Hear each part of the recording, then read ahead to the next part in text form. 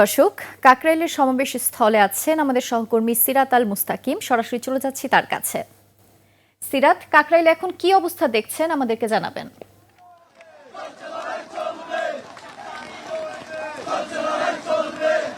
আপনাকে ধন্যবাদ। আমি একটু জানিয়ে রাখি, ৯টার পর থেকেই কিন্তু মুষলধারে বৃষ্টি হচ্ছে এবং সেই বৃষ্টিকে উপেক্ষা করেই কিন্তু ইশরাক হোসেনের সমর্থকরা, বিএনপির নেতাকর্মীরা কিন্তু এই কাকরাইল যে মোড়, কাকরাইল যমুনা অভিমুখে যাওয়ার যে রাস্তা, সেই রাস্তার যে মোড়, সেই রাস্তায় কিন্তু অবস্থান করছে এবং একটু জানিয়ে রাখি, তারা কিন্তু মুহুর্মুহু স্লোগান দিচ্ছে। তারা কিন্তু বলছেন যে ইশরাক হোসেনকে মেয়রের দায়িত্ব বসানো পর্যন্ত তারা কিন্তু তাদের যে আন্দোলন, সেই আন্দোলন চালিয়ে যাবে এবং সাথে সাথেই দুই উপদেষ্টা মাহফুজ আলম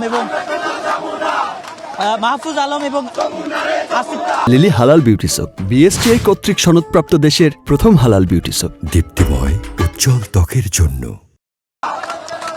মাহফুজ আলম আসিফের যে পদত্যাগ, সেই পদত্যাগের দাবিও কিন্তু তারা করছেন। তারা বলছেন তাদের আসিফ মাহমুদ সজীব ভুইয়া এবং মাহফুজ আলমের পদত্যাগ এবং ইশরাক হোসেনকে তাদের যে মেয়রের পদে না বসানো পর্যন্ত তারা আন্দোলন চালিয়ে যাবে। গতকাল রাতভর তারা কিন্তু এখানে অবস্থান করেছে এবং বেলা ফোটার সাথে সাথে আমরা দেখেছি নেতাকর্মীর সংখ্যা বাড়ছে। যদিও এখন মুষলধারে বৃষ্টি হচ্ছে, বৃষ্টির জন্য কিছু নেতাকর্মী এখান থেকে বৃষ্টি থেকে বাঁচার জন্য বিভিন্ন জায়গায় আশ্রয় নিয়েছে, তবে বেশি সংখ্যক নেতাকর্মী কিন্তু এখনো এই বৃষ্টিতে ভিজে দেখছেন যে স্লোগান দিচ্ছে।